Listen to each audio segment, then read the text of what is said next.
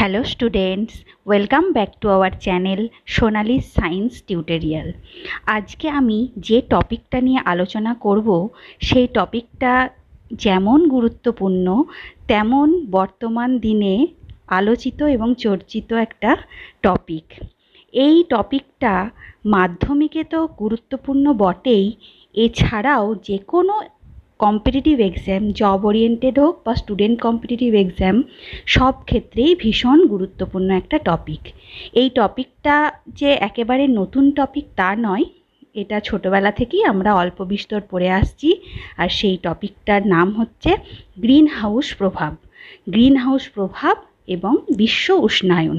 তো চলো আজকে আমরা শুরু করি গ্রিন হাউস প্রভাব এবং বিশ্ব উষ্ণায়নের কিছু ডিটেলসে আলোচনা।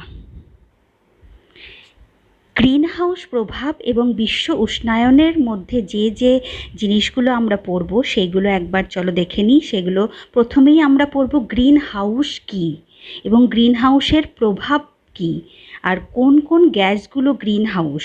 এছাড়া পড়ব বিশ্ব উষ্ণায়ন, বিশ্ব উষ্ণায়নের সম্ভাব্য প্রভাব এবং সেই বিশ্ব উষ্ণায়নকে কমানোর উপায়। তো প্রথমেই চলো দেখে নিই গ্রিন হাউস কী। গ্রিন হাউস হচ্ছে শীতপ্রধান দেশে গাছপালার পরিচর্যার জন্য ব্যবহৃত কাচের বা প্লাস্টিকের ছাউনিযুক্ত ঘরকে গ্রিন হাউস বলে। আসলে শীতপ্রধান দেশে সাধারণ গাছপালাগুলো অত্যন্ত ঠান্ডার জন্য ঠিকভাবে পরিচর্যা পায় না বা ঠিকভাবে বড় হতে পারে না। তার জন্য বিশেষ উপায়ে গাছগুলো যাতে একটু বেশি উষ্ণতায় বড় হতে পারে তার জন্য একটা বিশেষ ঘর, সেটা কাঁচের তৈরি হতে পারে বা প্লাস্টিকের ছাউনিযুক্ত হতে পারে, সেই ঘরে রাখা হয় এবং একটা বিশেষ পদ্ধতির সাহায্যে ভেতরের উষ্ণতাটাকে বাইরের উষ্ণতার থেকে অনেক বেশি করা যায়। সেইভাবে ওই সাধারণ গাছপালাগুলো যাতে উষ্ণতা বেশি পেয়ে সাধারণভাবে বড় হতে পারে সেই ঘরে রাখে বলে সেই ঘরটাকে একটা স্পেশাল নাম দেওয়া হয়েছে, সেটা হচ্ছে গ্রিন হাউস। এর যে থিওরি যেটা কাজ করে সেটা হচ্ছে যে যখন সূর্যের আলো বা তাপ ওই গ্রিন হাউসের মধ্যে খুব সহজেই ছোট তরঙ্গ দৈর্ঘ্যযুক্ত রশ্মিগুলো ঢুকে যেতে পারে, কিন্তু ঢোকার পরে সেখানে মানে ওই গ্রিন হাউসের মধ্যে মানে ওই ছাউনিযুক্ত ঘরে বিকিরণ বা পরিচলন পদ্ধতিতে তাপ সঞ্চালিত হতে পারে না। আর সেই পদ্ধতিতে তাপ সঞ্চালিত হতে পারে না বলে ক্ষুদ্র তরঙ্গ দৈর্ঘ্য বিশিষ্ট রশ্মিগুলো বড় তরঙ্গ দৈর্ঘ্যে পরিণত হয়, যার ফলে সেই তরঙ্গগুলো আর ওই ছাউনিযুক্ত ঘরকে ভেদ করে বাইরে বের হতে পারে না এবং অটোমেটিক্যালি ভেতরের উষ্ণতাটা বাইরের উষ্ণতার থেকে অনেক বেশি হয় এবং গাছপালাগুলো খুব সহজেই একটু বেশি তাপমাত্রায় মানে বাইরের তাপমাত্রার থেকে একটু বেশি তাপমাত্রায় খুব সহজে সুন্দরভাবে বড় হতে পারে। তাই এই যে থিওরিটা কাজে লাগানো হচ্ছে এবং এই থিওরিটাতে গ্রিন হাউস প্রভাব এর মধ্যে পড়ছে, মানে গাছপালাগুলোর মধ্যে পড়ছে বা গ্রিন হাউসের মধ্যে থাকছে, তাই এই হাউসটাকে বলছে গ্রিন হাউস। এবং এর যে প্রভাব, এই যে কম তরঙ্গদৈর্ঘ্য বিশিষ্ট রশ্মি ভেতরে ঢুকে আর বাইরে বেরোতে পারলো না, মানে বড় তরঙ্গদৈর্ঘ্য রশ্মিতে পরিণত হলো, এই যে প্রভাবটা এর মধ্যে পড়লো এবং ভেতরের উষ্ণতাটা বাড়লো, এটাকেই বলছে গ্রিন হাউস প্রভাব। আর এই পদ্ধতিটা মানে কাজে লাগিয়ে আমাদের কিন্তু যে পরিবেশের উষ্ণতা, আমাদের যে বায়ুমণ্ডলের উষ্ণতা বাড়ছে বা এটাও কিন্তু এই থিওরিটা কাজে লাগেই কিন্তু বাড়ছে। ওই থিওরিটাকে কাজে লাগিয়েই আমাদেরকে এই মানে গাছপালার যে বৃদ্ধি হচ্ছে সেটাও কিন্তু এখানে ওই থিওরিটাই কাজে লাগছে। তো গ্রিন হাউস কী সেটা আমরা জানলাম এবং গ্রিন হাউস প্রভাব কী সেটা জানলাম। এবার সেই গ্রিন হাউস প্রভাবটা আমাদের পরিবেশে কিভাবে প্রভাব ফেলছে সেই জিনিসটা এবার আমরা দেখব। চলো পাশের মানে ছবিটা দেখে দিকে তাকিয়ে দেখো যে এখানেও কিন্তু সেম থিওরিটাই কিন্তু কাজে লাগছে। মানে সূর্য থেকে ছোট তরঙ্গ দৈর্ঘ্য বিশিষ্ট রশ্মি খুব সহজেই পৃথিবীর মধ্যে মধ্যে মানে পৃথিবীর বায়ুমণ্ডলের চারিধারে কিন্তু চলে আসছে, কিন্তু সেইগুলো সেই রশ্মিগুলো কিন্তু পৃথিবী পৃষ্ঠ থেকে ওই গ্রিন হাউস গ্যাস তারা কিন্তু বিকিরিত তাপকে মহাশূন্যে ফিরে যেতে দিচ্ছে না, এবং সেইগুলো আবার ফিরে আসছে পৃথিবীর ভূপৃষ্ঠের দিকে, যার ফলে ভূপৃষ্ঠ সংলগ্ন বায়ুমণ্ডলটা কিন্তু স্বাভাবিকের তুলনায় উত্তপ্ত বেশি হচ্ছে। তাই গ্রিন হাউস গ্যাসের প্রভাবে ভূপৃষ্ঠের যে উষ্ণতা বৃদ্ধির যে প্রক্রিয়া সেটাকেই বলছে গ্রিন হাউস প্রভাব। বোঝা গেছে? তোমরা ছবিটার সঙ্গে আমার কথাগুলো রিলেট করো, তাহলেই কিন্তু খুব সহজেই জিনিসটা বুঝতে পারবে। আরও আরেকবার বলছি যে যখন যে প্রাকৃতিক প্রক্রিয়ায় সূর্য থেকে আগত ক্ষুদ্র তরঙ্গ বিশিষ্ট রশ্মি পৃথিবী পৃষ্ঠে পড়ছে, কিন্তু মানে পৃথিবী পৃষ্ঠের চারিদিকে বা বায়ুমণ্ডলে যে গ্রিন হাউস গ্যাসগুলো রয়েছে, সেই গ্রিন হাউস গ্যাসগুলো পৃথিবী পৃষ্ঠ থেকে সেই রশ্মিগুলো যখন বিকিরিত হতে চাইছে সেইগুলো মহাশূন্যে ফিরে যেতে দিচ্ছে না, যার ফলে ভূপৃষ্ঠ সংলগ্ন বায়ুমণ্ডলগুলো কী হচ্ছে? উত্তপ্ত হচ্ছে। এই যে উত্তপ্ত হওয়ার যে প্রক্রিয়া, এর যে প্রভাব, এটাকেই বলছে গ্রিন হাউস প্রভাব। বোঝা গেছে? এখন আমাদেরকে জানতে হবে যে এই গ্রিন হাউস গ্যাসগুলো কোনগুলো, মানে গ্রিন হাউস গ্যাস যে বিকিরিত হতে দিচ্ছে না, মানে আর সেই সব গ্যাসগুলো তাহলে কোন গ্যাসগুলো যে বিকীর্ণ দৈর্ঘ্য তরঙ্গ দৈর্ঘ্য বিশিষ্ট রশ্মিকে ফিরে যেতে দেয় না আমরা বলছি, সেই গ্যাসগুলো কোনগুলো? তো সব থেকে আগে যে মানে সব থেকে বেশি গ্রিন হাউস গ্যাস বলবে কাকে? যে কার্বন ডাই অক্সাইড মানে CO2। ঠিক আছে, এক মিনিট দাঁড়াও।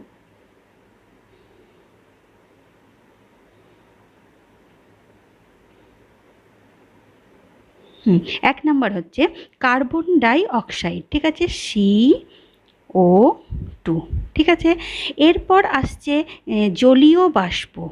জলীয় বাষ্প। ঠিক আছে, তারপর আসছে জলীয় বাষ্প, এটাই হচ্ছে H2O। ঠিক আছে, এরপর আছে নাইট্রাস অক্সাইড বা যেটাকে বলে লাফিং গ্যাস। ঠিক আছে, সেটার সংকেত কি? N2O। ঠিক আছে, এছাড়া আছে ওজোন O3, এছাড়া আছে মিথেন CH4। ঠিক আছে, আর আছে ক্লোরোফ্লোরোকার্বন, এটাও খুব গ্রিন হাউস গ্যাস। ঠিক আছে, ইত্যাদি। এইগুলো হচ্ছে আমাদের বায়ুমণ্ডলে থাকা কতগুলো গ্রিন হাউস গ্যাসের নাম। এগুলো তো MCQয়ে প্রচুর কোশ্চেন আসে। তার মধ্যে দেখো এই জলীয় বাষ্পটা দেখে কিন্তু আমাদের মনে হচ্ছে যে এটা কি করে গ্রিন হাউস গ্যাস হতে পারে, কিন্তু না, জলীয় বাষ্পটাও একটা কিন্তু গ্রিন হাউস গ্যাস। আর এটা কিন্তু অপশানে দিয়ে দেবেই, আর তোমাদেরকে মানে একটু কনফিউজ করার চেষ্টা করবে যে তোমরা কোনটা লিখছো। তো জলীয় বাষ্পও যে একটা গ্রিন হাউস গ্যাস, এটা কিন্তু তোমাদেরকে মনে রাখতে হবে। এছাড়া এই গ্রিন যদি বলে পরীক্ষায় যে কোন গ্যাসগুলো জৈব গ্যাস আবার গ্রিন হাউস গ্যাস, তখন কিন্তু তোমাদেরকে মনে রাখতে হবে যে মিথেন এবং CFC গ্যাস, মানে এই দুটো গ্যাস হচ্ছে জৈব গ্রিন হাউস গ্যাস। জৈব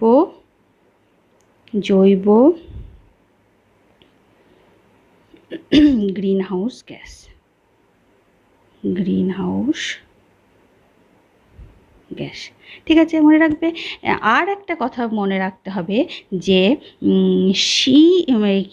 অক্সিজেন আর নাইট্রোজেন মানে O2 আর N2 কিন্তু গ্রিন হাউস গ্যাস কিন্তু নয়, এটা কিন্তু মনে রাখতে হবে। তাহলে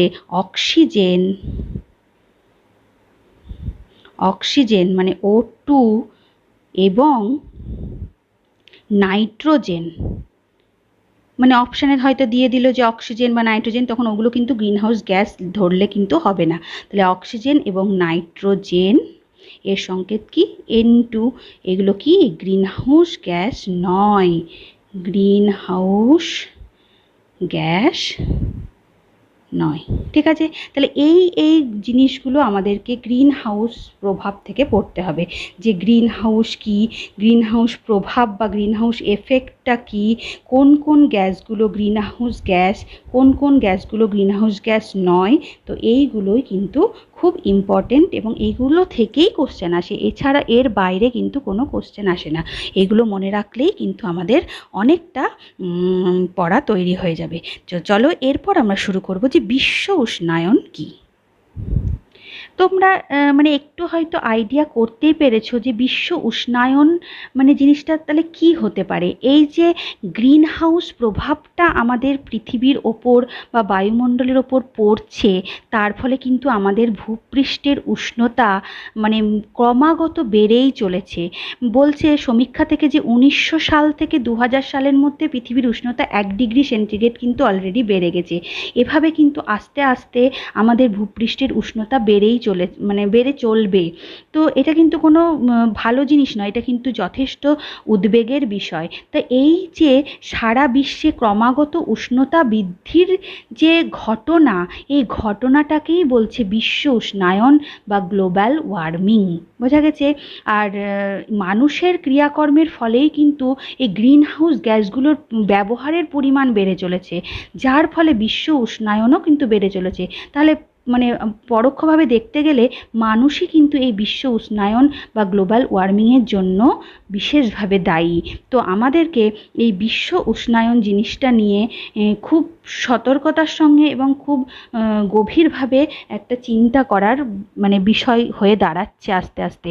তো এই বিশ্ব উষ্ণায়নের ফলে কি কি প্রভাব পড়তে পারে, সেই সব প্রভাবগুলো নিয়ে আমরা আলোচনা করি এবং সেগুলো কি করে কমানো যায় তারও আমরা উপায় পড়ে নেব। তো এরপরে আমরা পড়ব যে বিশ্ব উষ্ণায়নের সম্ভাব্য প্রভাবগুলো কী। বিশ্ব উষ্ণায়নের সম্ভাব্য প্রভাবের মধ্যে যেটা সবথেকে বেশি মানে গুরুত্বপূর্ণ সেটা হচ্ছে যে আগামী 2100 খ্রিস্টাব্দের মধ্যে পৃথিবীর উষ্ণতা অন্ততপক্ষে 4 ডিগ্রি সেন্টিগ্রেড বেড়ে যাবে। মানে পৃথিবীর উষ্ণতাটা আস্তে আস্তে বাড়বে, মানে 2100 খ্রিস্টাব্দের মধ্যে এটা কত হয়ে যাবে, 4 ডিগ্রি সেন্টিগ্রেড পর্যন্ত বেড়ে যাবে। ঠিক আছে, এটা গেল 1 নাম্বার। তারপরে বলছি এই যে উষ্ণতা বৃদ্ধির ফলে মেরু দেশে মানে সুমেরু বা কুমেরু অঞ্চলে যে বরফের স্তূপগুলো রয়েছে, সেই স্তূপগুলো কিন্তু আস্তে আস্তে কী হবে, গলে যাবে, যার ফলে সমুদ্রের উচ্চতা বেড়ে যাবে এবং আমাদের পৃথিবীর স্থলভাগটা কী হবে, সমুদ্রের তলায় চলে আসবে। মানে আমাদের স্থলভাগ আস্তে আস্তে কমে যাবে, যেটা স্বাভাবিকভাবেই আমাদের প্রাণী জগতের ক্ষেত্রে কিন্তু সেটা মোটেই কাম্য নয় এবং সেটা কিন্তু মোটেই ভালো নয়। আমাদেরকে সেটা রোধ করার বা কমানোর উপায় আমাদেরকে চেষ্টা করতেই হবে। আর 3 নাম্বার হচ্ছে যে হিমবাহের যে পশ্চাৎপসরণ হয় বা সেই কারণে হিমবাহ যে বরফ গলা জলে যে পুষ্ট নদীগুলো থাকছে, সেই নদীগুলো কিন্তু আস্তে আস্তে শুকিয়ে যাবে এবং জলাশয়গুলোও শুকিয়ে যাবে। এছাড়া ঘূর্ণিঝড়গুলো অনেক ভয়ানক রূপ নেবে আর দাবানলের আশঙ্কা বেড়ে যাবে। অনেক জীব এই উষ্ণতা সহ্য করতে না পেরে বিলুপ্ত হয়ে যাবে। আমাদের বাস্তুতন্ত্র বা ইকোসিস্টেমটা ক্ষতিগ্রস্ত হবে। তো এই প্রভাবগুলো আমাদেরকে অবশ্যই পয়েন্ট করে করে মনে রাখতে হবে।